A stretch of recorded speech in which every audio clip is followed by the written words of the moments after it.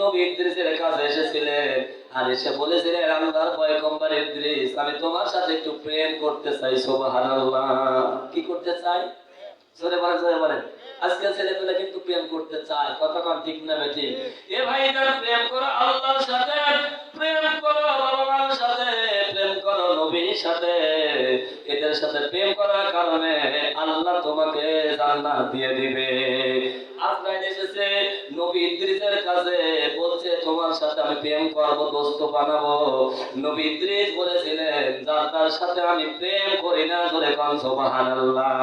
স্বয়ং আজরাইল প্রস্তাব দিছে, আমার মতো হুজুরের যদি বলে আজরাইল তো দোস্ত বানাবো, আমি তো লাভ দিয়ে খাবো, আজরাইল আমার বন্ধু, জীবনে আমার মরণ হবে। হবে সবার পরে কি খাওয়া?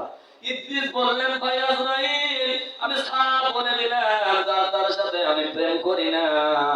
আজকাল ছেলেরা বাঁচে না, যার সাথে প্রেম করতে যায় সুতর বারো মাঝে মাঝে খায়। ঠিক না বাড়ি?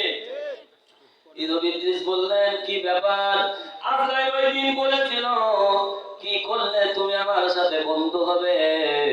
নবী ইদ্রিস বলেছিল, তিনটা আদেশ, তিনটা শর্ত যদি পালন করতে পারো, আমি ইদ্রিস তোমার সাথে প্রেম করব। জোরে কোন সুবহানাল্লাহ। নবী ইদ্রিস বললেন, তিনটা শর্ত তোমাকে পালন করা লাগবে আজরাইল। আজরাইল ওই দিন বলেছিল, হ্যাঁ আমি রাজি, তুই শুধু বলে দাও কি কি করা লাগবে, তোমার সাথে আমি একটু প্রেম করব। সুবহানাল্লাহ। আল্লাহ তোমার বান্দা ইদ্রিস দান কবুল করে নাও, জানেমান হেফাজত করো।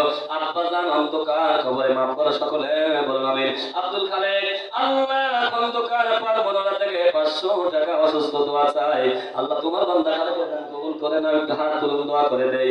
রব্বুল আলামিন, আল্লাহ তোমার বান্দা আব্দুল খালেক